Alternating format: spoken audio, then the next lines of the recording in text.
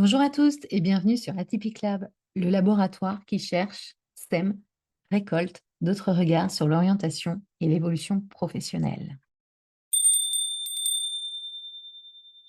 Bonjour Marguerite. Bonjour Stéphanie. Alors merci à toi d'être là. Je suis vraiment ravie de t'accueillir sur Atypique Lab parce que quand j'ai vu, alors en fait pour la petite histoire, j'ai passé une annonce pour pouvoir nourrir ce podcast et puis donc tu as répondu et en fait moi j'ai été, je dirais, touchée par ton parcours et puis aussi par les prestations que tu proposes auprès des managers. Et je me suis dit, tiens, ça peut être intéressant de faire un papotage autour de ça pour pouvoir inspirer, que ce soit des accompagnateurs, des managers, mais aussi peut-être des salariés qui ont envie d'intégrer ou peut-être de faire évoluer leur entreprise. Voilà. Eh ben, c'est un plaisir d'être là et puis de pouvoir répondre à tes questions dans la mesure où je peux le faire. Ben, écoute, en tout cas, Ouais. tout point de vue est intéressant, donc on y va. Alors, la première phrase que je te propose, celle que je vais te laisser, on va dire, continuer, c'est «Je suis une humaine qui». Je suis une humaine euh, je suis une humaine qui fait en sorte que la vie au travail soit plus agréable et plus performante aussi, enfin, et fonctionne mieux. Voilà, je sais pas si ça, ouais, ce serait ça. D'accord. Et est-ce que tu veux nous expliquer ton parcours professionnel? Ok. Alors donc moi j'ai travaillé une dizaine d'années dans les domaines du marketing et de la vente. C'est comme ça que j'ai commencé ma carrière. J'ai travaillé en France, j'ai travaillé en Espagne, au Canada. Donc voilà, j'ai pas mal vu d'entreprises et du coup de nationalités différentes. Et du coup, bah, pendant ces années-là, je me suis rendu compte de certains dysfonctionnements en fait dans le domaine du travail, des relations en fait de travail, et qui me paraissaient pas logiques, pas performantes, voilà, et qui en fait, je voyais pas mal de personnes souffrir autour de moi pour des questions de management, pour des questions et que c'était en grande partie finalement ça qui revenait. Hein. C'était souvent. D'ailleurs, j'ai regardé enfin, quand on regarde les stats et quand on voit des études qui sont faites, on voit que 50% des personnes démissionnent à cause de leur manager. Donc, c'est vraiment la question managériale, elle est quand même vraiment importante dans le bien-être et aussi dans la performance d'une entreprise et des salariés. Et c'est clairement quelque chose sur lequel bah, je me suis confrontée. J'ai vu des managers bah, avec lesquels j'étais extrêmement heureuse et ça se passait super bien et je me défonçais et voilà, je pouvais travailler des heures et des heures jusqu'à des heures pas possibles et en fait c'était pas grave parce que c'était chouette en fait. Et à l'inverse, peut-être il y avait des autres endroits où je travaillais peut-être moins, mais c'était burn-out, voilà, où j'étais terminée lessivée et puis j'ai pas duré longtemps dans l'entreprise et c'était vraiment à chaque fois des questions de management. Donc ça m'a vraiment, voilà, je voyais que j'étais pas la seule. Je voyais que c'était vraiment une situation que, en général, quand je le vivais moi, toute mon équipe le vivait. Hein. Et c'est pour ça que voilà, moi j'ai essayé de peut-être de m'engager, on va dire, quand j'étais en entreprise pour essayer de changer les choses. Mais je me rendais compte que c'était pas ce qu'on me demandait en tant que salarié. Généralement, bon bah voilà, en tout cas j'étais à des postes peut-être junior ou mid, voilà, mais c'était pas ce qu'on me demandait clairement et c'est ce qu'on me faisait comprendre. Et donc je me suis dit voilà, j'ai deux options, soit j'attends 20 ans pour avoir un peu de pouvoir de changer les choses, pour le temps de monter dans l'entreprise, soit je change de vocation, de métier, et puis bah, je passe coach. Et c'est ce que j'ai décidé de faire, en fait. Donc moi, mon engagement aujourd'hui, il est vraiment dans le but d'essayer de transformer les entreprises pour en faire un lieu d'épanouissement et de performance. Parce que c'est aussi ça, hein, l'entreprise, elle est aussi là pour performer, pour, pour changer des choses et pour atteindre certains résultats. Donc voilà. C'est aussi ça qui permet l'épanouissement d'ailleurs. Hein. Donc aujourd'hui, mon objectif, il est là. Et c'est quelque chose qui me tient vraiment à cœur. Et alors, comment est-ce que tu transformes les entreprises? Tu évoques ça, la transformation. Comment je transforme les entreprises? Alors, bah, déjà, j'ai commencé par me former. Hein. J'ai pas fait ça tout de suite. Mais comment je les transforme? En fait, j'ai plusieurs services, plusieurs façons d'aider. Donc, déjà, la première chose, c'est essayer vraiment de comprendre le besoin qu'il peut y avoir derrière une entreprise, derrière un dirigeant, derrière un RH qui vient, ou derrière même parfois un salarié qui vient à son compte. Hein. Pas plus tard que tout à l'heure, d'ailleurs, ça a été le cas. Alors, c'est un manager, mais qui vient de son propre gré et pas par l'entreprise. Ça peut arriver. Et donc, la première chose à faire déjà, c'est d'écouter le besoin, comprendre la situation. Et puis, alors, du coup, j'ai plusieurs, on va dire, plusieurs flèches à mon arc. Et donc, ça peut être soit via du coaching ou on va dire de l'accompagnement en one-to-one. Donc, vraiment en individuel avec la personne, le dirigeant, le manager, on va travailler sur ces situations du quotidien. Et moi, en fonction de la situation, je vais lui apporter un outil de management, de leadership, enfin voilà, tous les outils que je peux avoir. Et on va les utiliser pour sa situation. Donc, c'est vraiment une démarche, je dirais, pas très scolaire, beaucoup plus pratique. On essaye d'appliquer des choses, des outils dans son quotidien, les mettre en pratique et puis de s'entraîner. Donc, soit ça peut être voilà, donc, un accompagnement qui est un peu un mélange de formation et de coaching. Hein. Donc, le coaching, qu'est-ce que ça? C'est on va poser des questions pour que la personne trouve ses propres réponses. On n'est pas du tout dans une démarche où on va lui dire ce qu'il doit faire. Mais du coup, moi, voilà, comme j'ai une posture où j'essaie d'apporter des outils aussi, parfois, j'alterne un peu entre du coaching et de la formation, en tout cas de la formation en management et leadership. Ça, c'est un premier point. Après, je peux accompagner aussi au niveau de l'équipe. Donc là, ça va être sur des outils de cohésion. Donc, ce que je fais, c'est que donc je suis facilitatrice, on va dire, de cohésion. Et ce que je fais, c'est d'abord un diagnostic de ce qui se passe dans l'équipe, comment les personnes évaluent en fait l'équipe en termes de cohésion, en termes de communication. Là, vraiment, je pose la question. C'est un questionnaire qui est fait, c'est pas très long, mais qui est vraiment fait par toute l'équipe. Et donc là, c'est pas le manager qui dit, voilà, moi dans mon équipe il se passe ça, parce que généralement la vision d'un manager, elle n'est pas tout à fait celle que pense l'équipe. Donc c'est extrêmement important de vraiment faire un diagnostic au niveau de toute l'équipe. Et puis ensuite, après, je suis capable d'avoir une petite carte qui permet de situer en fait la cohésion de l'équipe, où en est l'équipe en termes de cohésion, d'engagement et de communication. Et à partir de ça, je vais faire un séminaire qui dure en général une journée, une petite journée, dans lequel déjà je vais expliquer. Voilà, que l'équipe, elle comprenne où est-ce qu'elle en est. Et ensuite, d'essayer de comprendre pourquoi. Et après, on va utiliser des dynamiques de groupe bien précises en fonction de comment, voilà, où en est l'équipe, pour retrouver le dialogue, pour utiliser, voilà, on va créer des conversations bien spécifiques pour que les personnes se parlent pour de vrai et que du coup, il y a de la confiance qui se recrée, il y a plus de confiance qui se crée et que du coup, hop, on fait monter tout d'un coup l'engagement, la cohésion et le niveau de confiance parce que tout ça, ça va ensemble. Parfois, ça peut être des équipes, il peut y avoir pas mal de problèmes très différents. C'est pas forcément que des conflits, hein, parfois, c'est juste voilà, il y a on va dire le quotidien qui fait qu'on se lasse un peu. Il peut y avoir le fait qu'on n'ose pas trop se dire des choses parce qu'on ne se fait pas confiance. Il peut y avoir pas mal ça peut être on n'arrive pas à intégrer des nouveaux. Il peut y avoir plein de choses dans la cohésion et du coup dans la performance d'une équipe. Voilà. Donc ça, c'est un deuxième point. J'accompagne aussi sur la partie carrière. Donc avec des outils d'orientation professionnelle, de bien l'objectif, il est d'aider la personne à comprendre ses compétences, là où elle est, dans quel type de tâches, quel type de métier, quel type de secteur et quel type de conditions de travail correspondent à la personne. Dans quel cas ça peut être utile, soit pour un manager de bien comprendre en fait comment utiliser, enfin, mettre à profit les talents de chaque personne de son équipe, peut-être redistribuer les rôles d'une façon peut-être plus optimisée.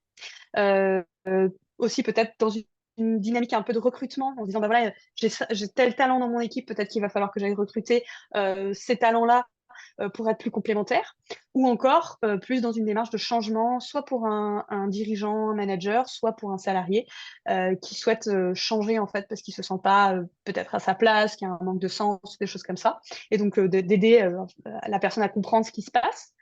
Qu'est-ce qui peut clocher dans son job actuel et puis trouver un projet professionnel qui lui correspond mieux.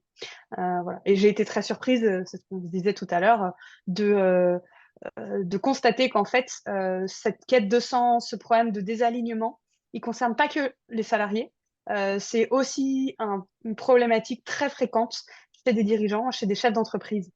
Eux aussi, ils ont des alignements. Alors pourtant, c'est leur bébé à la base, mais pour une raison ou pour une autre, parce qu'on se sent obligé de faire certaines choses, parce qu'on pense que c'est comme ça qu'on va avoir plus de chiffre d'affaires, on se met à faire des trucs qui finalement ne nous correspondent pas. Et donc, cette question d'alignement, elle est aussi très importante pour un dirigeant, pour un entrepreneur, euh, pour rester motivé dans le long terme, parce que l'entrepreneuriat, ça engage quand même beaucoup de résilience. Donc, c'est très important de rester aligné. Et aussi pour être la bonne personne au service de son équipe.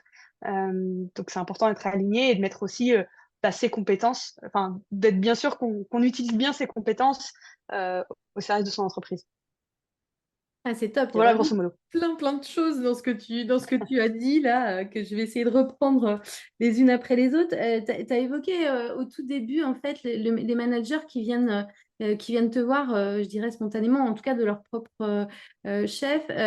Et qu'est-ce qui fait, enfin, quelles sont les grandes problématiques avec lesquelles ils arrivent? Est-ce que tu vois des récurrences? Généralement, oui. Oui, il y a des récurrences.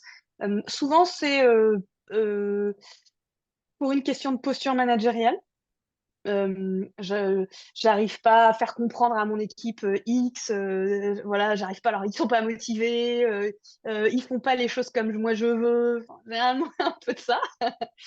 Donc on essaye de comprendre en fait que bon bah voilà, qu'est-ce qui est dans son pouvoir et est-ce que voilà, lui donner des clés de qu'est-ce qui se passe. Ça c'est souvent, ça c'est une thématique récurrente. Il peut y avoir aussi des thématiques d'associés. Euh, ça se passe pas bien. Donc, ce qui est quand même, ce qu'on remarque, c'est quand même souvent des questions de relations. Ça, c'est assez fréquent. J'ai beaucoup de questions. Alors, c'est vrai que c'est aussi une de mes grandes expertises. Donc, forcément, j'ai pas mal de personnes qui viennent me voir, mais de questions d'alignement avec leur business. Donc, beaucoup de questions un peu de comment est-ce que je peux aligner mon business ou mon métier de manager à ma personnalité, à qui je suis, retrouver du sens un peu. Ouais. Donc ça, c'est des questionnements assez fréquents. Donc soit la relation, on va dire, avec les autres, qui soient des associés ou leurs collaborateurs, soit peut-être plus la relation avec son travail, du coup, qui va être une question d'alignement. Oui, la relation Mais au finalement avec final, soi, quoi. Ouais, c'est ça. ouais, Ouais, c'est soi et ça. soi et l'alignement, est-ce que ça peut générer aussi? Est-ce que tu vois Ouais. le lien entre un alignement qui est peut-être plus là, qui a pu l'être mais qui est plus là, et la relation aux autres justement dans l'équipe? Qu'est-ce que ça peut, est-ce qu'il y a du lien? Oui, oui. Généralement, j'ai vu ça, des personnes qui sont plus alignées avec leur business et qui du coup qui sont plus investies dans leur équipe. Et donc forcément, ça crée des problèmes relationnels, c'est sûr. Ça, c'est fréquent. Ou alors, à l'inverse, comme elles ont du mal, elles n'ont pas été, on leur a pas enfin, elles n'ont pas eu les outils euh, pour manager. Du coup, la relation avec leurs collaborateurs n'est pas forcément très bonne. Du coup, ils sont démotivés par le fait d'entreprendre. Et donc, c'est soit la relation avec les collaborateurs peut créer un désalignement avec le fait d'entreprendre et avec son projet business, soit c'est l'inverse, un désalignement avec peut-être le projet en lui-même qui fait qu'il y a un désintéressement avec son équipe, du coup. Enfin, que, en gros, oui, il y avait peut-être une troisième relation dont on n'avait pas trop parlé, qui est plus la relation à soi. Et donc, il y a aussi des thématiques récurrentes comme la confiance en soi et la gestion émotionnelle. Le fait de parfois de s'emporter justement dans parfois la colère ou la peur de pas savoir faire comme il faut dans certaines situations et donc ça aussi c'est quelque chose voilà qu'on peut travailler alors là beaucoup plus du coup dans une dynamique de coaching qui sont des outils qui peuvent aider à prendre confiance en soi et à gérer ses émotions. Oui, parce que finalement, le management, c'est quand même une grande question dans le sens où dans les modèles de société actuelle, d'entreprise en tout cas, il y a des besoins de managers et en même temps, c'est plus quelque chose qui fait rêver comme à une époque en termes d'évolution professionnelle. Le management, ça faisait partie souvent des plans de carrière et aujourd'hui, les Mm. statistiques montrent que ça fait de moins en moins rêver en tout cas. Est-ce que ça, tu as pu le Alors, remarquer ou... Alors, je sais pas comment c'était avant, Mon intuition me dit, est-ce que c'était vraiment le cas aussi avant? Sauf que peut-être qu'avant, on n'avait pas le choix. C'était la seule façon d'évoluer, d'augmenter en salaire, et ça l'est encore en grande partie aujourd'hui. Mais c'est vrai qu'il y a un nouveau mouvement, enfin, il y a une prise de conscience que est-ce que être manager, ça doit être la seule et unique manière d'évoluer dans une entreprise?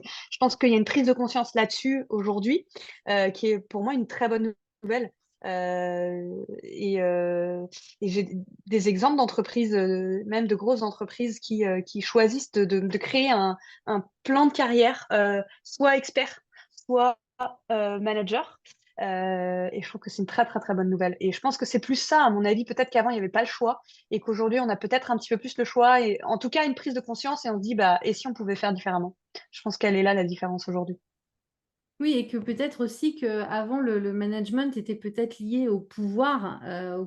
sûr ou ce genre de choses, et qu'aujourd'hui, on voit aussi apparaître différents types de management. Tout à fait. Bah, on se rend compte en fait les différents types de management en fait c'est pas ça doit être appliqué en fonction de la situation et pas en fonction de bah, moi j'ai ce style-là et ça doit être comme ça et si t'es pas content c'est ton problème. Aujourd'hui bon voilà on a compris que c'est plutôt être capable en tant que manager d'appliquer différents styles en fonction de la situation. Et donc oui c'est une bonne nouvelle ça aussi d'être qu'on comprenne qu'il faut appliquer différents styles de management. Je crois que en fait le management c'est plus une question de personnalité et pour le coup de type c'est un certain type de tâche à réaliser en fait hein. Il faut être à l'écoute au service d'eux en fait de son équipe et avoir cet intérêt finalement pour le management, pour le leadership. Et on n'est pas obligé d'aimer ça, en fait. On est vraiment, faut avoir une compréhension de l'humain qui soit forte. Et on n'est pas tous bons là-dedans, en fait. Et intéressés par ça. Et ça devrait être une liberté hein, de le faire ou pas. Donc, ça devrait être un choix, en fait. Déjà, il y a plus ou moins d'appétence en fonction des personnes. Ça, justement, quand je fais de l'orientation professionnelle, quand j'aide des personnes à choisir leur carrière, bah, on se rend compte de ça, que c'est clairement, c'est un type de tâche et on peut aimer ça ou pas, en fait. Il faut être, je pense, très honnête avec soi-même. Il y a des personnes qui aiment ça et des personnes qui aiment pas ça. Et si elles aiment pas ça, vaut mieux pas être manager, hein. Ouais, ouais. Il y aura, il y aura un désalignement qui va se créer. Ce sera pas performant et ce sera pas. Il y aura, voilà, la personne, elle sera pas bien dans ce poste de manager. Donc voilà. Donc c'est pour ça qu'il faut que c'est indispensable finalement que ce soit un choix. Ouais. Et ça peut se révéler, enfin peut-être que, est-ce que dans l'idée, en fait, je pourrais ne pas avoir conscience que je suis en capacité de, et qu'à un moment, ça peut se révéler le fait d'avoir cette capacité de management. Est-ce que c'est possible? Je pense que bah, si on s'écoute bien, on le sent qu'on aime transmettre, qu'on aime aider, qu'on est voilà, faut avoir cette vibration-là, d'aimer ça en fait, d'aimer l'humain, d'aimer aider, d'aimer être au service, d'aimer avoir de l'influence, voilà, d'aimer ça. Je pense qu'au fond de soi, on le sait ça. Si on voilà, après, tout est une question de l'accepter ou pas, mais je pense que ça, on le sait. Après, c'est pas parce qu'on a une capacité enfin, qu'on aime transmettre, qu'on aime être au service d'eux ou qu'on aime influencer que qu'on sait le faire. Et c'est comme un artiste. Voilà, c'est pas parce qu'on a une âme d'artiste qu'on sait dessiner ou qu'on sait pas. Il faut prendre des cours comme un Mm. musicien. Voilà, peut avoir du talent, mais il faut quand même bosser et apprendre ses gammes. Voilà, donc il y a d'une certaine façon d'un certain côté le talent, c'est-à-dire dans le sens avoir cette vibration pour le management, et d'un autre côté, d'avoir peut-être appris les outils aussi. Et sur ton site, tu parles de résilience, d'intelligence émotionnelle et collective, et voilà, le management et tout Ouais. ça. Là, comment est-ce que ça se lie? Comment est-ce que ça peut être peut-être une force aussi, hein? Comment, genre, la question, c'est comment la résilience intervient? Enfin, quelle est Oui, la voilà, question? quel lien en fait tu fais entre le management et Et la la résilience, résilience. l'intelligence émotionnelle et collective? Alors peut-être on peut séparer si tu veux. Hmm, Euh, ok, ok. Alors la résilience, c'est une force, c'est une énorme force. En fait, la définition que j'en ferais, c'est la capacité à surmonter les challenges et les difficultés quand elles apparaissent. Et c'est finalement ça la clé du succès, hein. Je crois profondément que c'est beaucoup plus ça que le talent qui fait le succès. C'est cette capacité à se dire, j'essaye, je rate, j'apprends et je recommence. Je crois que je suis profondément convaincue que c'est la clé de la réussite dans l'entrepreneuriat, c'est la clé de la réussite voilà, dans le monde de l'entreprise, dans le monde sportif aussi d'ailleurs, hein, clairement. Donc voilà, donc c'est là le lien que je fais en fait. C'est cette capacité à être acteur de ces difficultés, de ne pas se considérer en victime, mais au contraire de se dire, ah, comment est-ce que je fais de ce qui m'arrive une opportunité pour apprendre, pour peut-être découvrir de nouvelles choses, pour, je sais pas, améliorer mes compétences. Et comment est-ce que voilà, je saisis finalement je sais saisir les opportunités que m'apporte la vie pour en devenir encore plus fort. C'est un petit peu cette image euh, je, euh, que j'aime utiliser. C'est comme une fleur, on lui a coupé une tige. Bah, au lieu d'avoir une tige qui repousse, on en a deux. Voilà, c'est un peu cette image-là que j'imagine dans la résilience. En fait, voilà, je me prends un coup, mais finalement, j'en sors encore plus fort, encore plus grandi. Et c'est ça la clé du succès. Ok. Et Et ça l'intelligence, s'apprend. ouais, c'est ça. Ça Comme s'apprend. finalement, ouais, comme l'intelligence émotionnelle également, finalement. Tout à fait. Tout à fait. C'est pareil, il y a des outils et c'est des choses qu'on n'apprend pas forcément à l'école, ni en école de Mm, commerce, ni mm. voilà, ni en tout cas dans le secondaire. Je ne comprends pas d'ailleurs pourquoi. Peut-être que ça nous en rendrait trop autonomes, trop forts, je sais pas. Mais étonnamment, ou alors c'est encore pas connu, c'est encore trop nouveau. J'ai sincèrement du mal à comprendre pourquoi est-ce que c'est pas encore dans les programmes scolaires. Mais clairement, ça s'apprend en fait. Pour l'anecdote, moi, j'étais une personne, je le suis encore, hein, je suis une personne très sensible. Euh, J'étais plutôt une personne qui savait pas du tout gérer ses émotions, qui, à la première difficulté, voilà, c'était la compétition, faut même pas m'en parler. Enfin, à l'époque, j'étais quelqu'un, voilà, qu'on considérait plutôt. J'ai fait des dépressions. Donc jeune, j'étais pas trop prête pour la résilience, on va dire, hein. Et en fait, j'ai eu vraiment l'exemple incarné, j'ai envie de dire, du fait que ça peut s'apprendre aujourd'hui. Si on devait me définir, souvent le mot qui ressort, c'est positive, alors que c'était vraiment pas du tout ce qu'on disait de moi il y a quelques années. Donc c'est vraiment quelque chose qui s'apprend, la résilience. Il y a des outils pour ça, c'est apprendre à voir les choses sous un autre angle. Ça, c'est le coaching. C'est des outils de coaching qui permettent de faire ça. C'est renforcer son muscle mental. Et ça s'entraîne. C'est vraiment comme les muscles, sauf que c'est le mental. Et finalement, tout ce qu'on a pu évoquer, hein, on a lié le management avec l'intelligence émotionnelle, avec la résilience, etc. Et quel impact ça a pour les salariés alors? Parce qu'on entend souvent, en fait, si je te pose la question, c'est que souvent Mm, on entend aussi des salariés qui disent, mais non, mais moi j'en ai marre, mon manager, ça le fait pas, et puis les entreprises, c'est tout pareil, et puis blablabla. Donc finalement, si on voit il y a des modifications et des transformations qui s'opèrent du côté management, eh ben, comment est-ce que derrière ça peut avoir un impact, en fait, sur les salariés? yes. Bah, en fait, il y a deux façons d'appréhender un manager qui nous convient pas ou dans le cas qui nous rend pas heureux, etc. La première, c'est de se dire, bon, bah voilà, il est con, il est nul, il sait pas faire. Et donc, je démissionne, voilà. Ou alors, je finis en burn-out, je reste dedans, et puis voilà, et puis j'ai une vie pourrie. Euh, En gros, de rien faire et de se victimiser. Mhm. La deuxième option, c'est de se dire comment, en fait, enfin, donc en plus, quand on prend cette option-là, cette voie-là, et qu'on démissionne et voilà et qu'on cherche une autre entreprise, il y a de fortes chances qu'on retombe sur un manager à peu près pareil. C'est ça. Pourquoi? Parce qu'en fait, La relation, ça fonctionne à deux. Et donc, probablement qu'il y a, bah, c'est sûr, il y a une part de responsabilité dans le fait d'avoir ce type de manager aussi. C'est-à-dire qu'on va, en fait, une relation, elle va se créer parce qu'il y a un comportement d'un côté et de l'autre. Et donc, finalement, d'une certaine façon, on attire un certain type de comportement. Et donc, tant qu'on n'aura pas compris quelle est notre part de responsabilité dans ce qui nous arrive, eh ben, on attirera à soi toujours le même type de situation.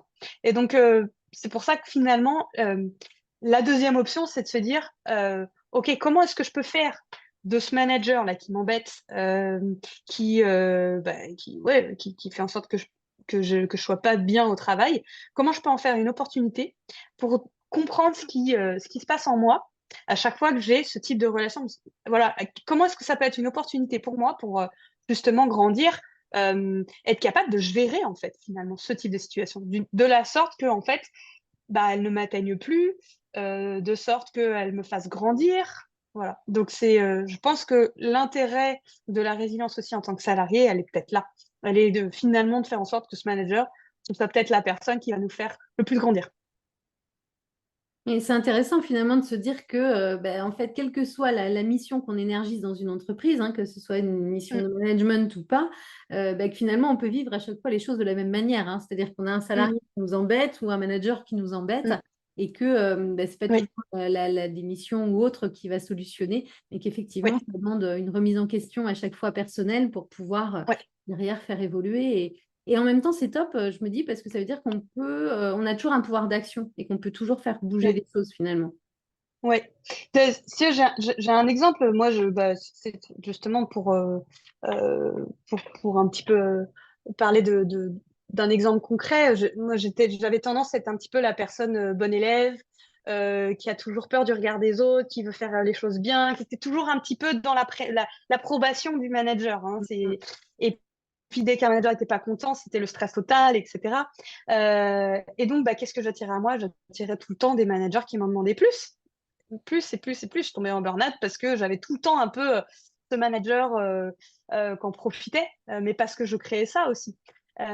Et en fait, ce qui est étonnant, c'est que bah, bon, après, moi, euh, j'ai pris une autre dynamique, une autre voie, et je suis devenue mon propre patron. Et ce qui est étonnant de voir, c'est qu'en fait, j'avais pas travaillé ça. J'avais juste fui un peu d'une certaine façon, ou coupé, stoppé en me disant, bah voilà, bah, comme ça, tranquille, j'ai plus de manager, c'est super, je ne vivrai plus jamais ça. Et en fait, c'est une erreur parce que d'une façon ou d'une autre, la vie, elle te le ramène. Parce que bah, finalement, qu'est-ce qui s'est passé? Bah, j'ai été mon propre manager, je me suis auto-traitée de la même façon et j'ai eu des clients bah, qui me demandaient la même chose en fait, qui me demandaient toujours plus. Voilà, donc en fait, tant qu'on n'a pas travaillé sur soi, les situations, elles reviennent peut-être d'une façon différente, mais elles reviennent quand même. Et donc finalement, ce manager-là, est-ce que c'est vraiment lui le problème d'une certaine façon? Enfin, est-ce que tant qu'on n'aura pas travaillé cette partie de nous et notre propre responsabilité là-dedans, bah, les situations elles reviendront. Oui, finalement, ça serait que le manager là, qui t'embêtait, ben, en fait, il était à l'intérieur de toi avant tout, quoi. Bah, en tout cas, je laissais faire ça. Ouais, Et j'attirais ça d'une certaine façon. Ça ne ouais. voulait pas dire que j'étais la responsable et Oui, la oui, oui. coupable de ça, hein. Non, non, Bien non. évidemment non, mais voilà, j'avais pas peut-être capté la part de responsabilité que j'avais là-dedans et le pouvoir, en fait, j'avais pas repris le pouvoir sur cette situation-là. Et je pense que c'est important tant qu'on évite les situations, tant qu'on accuse les autres, on ne prend pas le pouvoir en fait sur sa vie et on ne prend pas le pouvoir sur la situation. Et bah, du coup, on continue de subir. Ouais, c'est ça.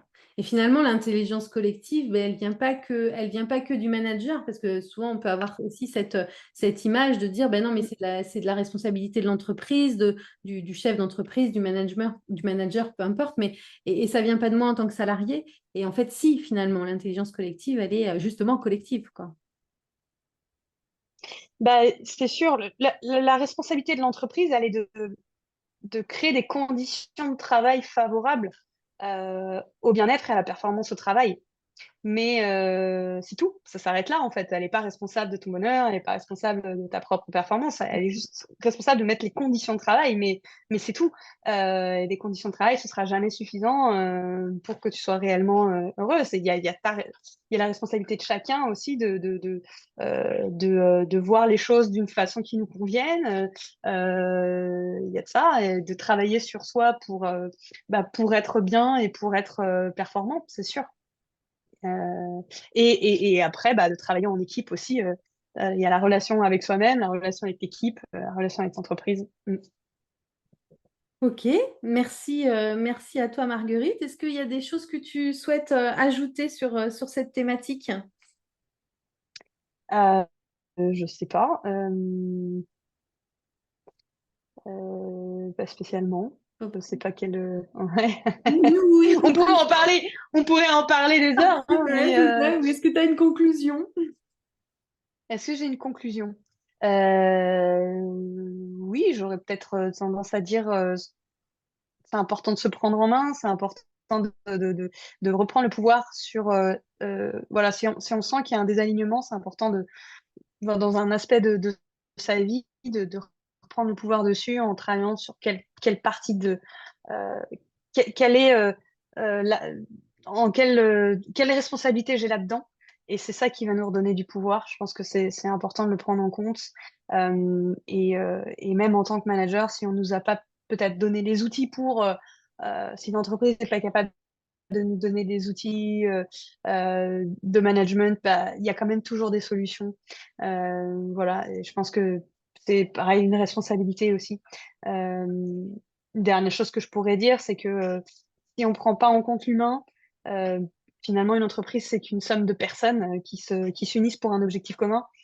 Si on prend pas en compte l'humain, finalement, oui, c'est comme passer à côté de ce que réellement son entreprise, en fait.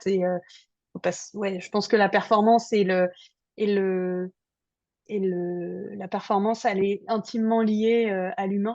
Et c'est peut-être quelque chose qu'on oublie finalement quand on est dirigeant, quand on est manager. C'est vrai qu'on a tendance à mettre les budgets dans peut-être la vente, la comptabilité, Mm, des mm, choses comme mm. ça, mais on oublie peut-être que finalement, investir dans l'humain, c'est peut-être c'est peut-être quelque chose qu'on oublie peut-être trop, qu'on méconnaît, et donc du coup on n'investit pas dedans parce qu'on est voilà, on a parfois du mal à calculer le ROI de ce que peut être l'humain, mais en fait, effectivement, c'est peut-être le désavantage de l'humain, c'est que c'est difficile de le calculer et que voilà, le potentiel d'un humain, finalement, elle est incalculable en fait. Et donc, c'est la raison pour laquelle on ne peut pas la calculer, c'est que voilà, d'une personne à l'autre, les résultats, ils peuvent être extrêmement différents, mais ne pas investir dedans, je pense que c'est une grave erreur. Ok, merci. Voilà. Merci Marguerite pour cet échange, pour ce papotage autour de ces questions. Où est-ce qu'on peut te retrouver? Alors, on peut me retrouver sur mon site web, par exemple, margueriteschegnaud.com. On peut me retrouver sur LinkedIn aussi, sur le même nom. Euh, voilà, principalement. Ok, eh ben super. Eh ben écoutez, si le cœur vous en dit, libre à vous d'aller visiter tous ces outils pour rencontrer Marguerite et sa manière de travailler un peu plus précisément. Et puis, c'est là-dessus que nous allons clôturer ce papotage. Merci beaucoup, Marguerite. Merci à toi, Stéphanie. C'était Et puis, un papotage intéressant. ouais. Et puis, au plaisir de vous retrouver ici ou là. Au revoir.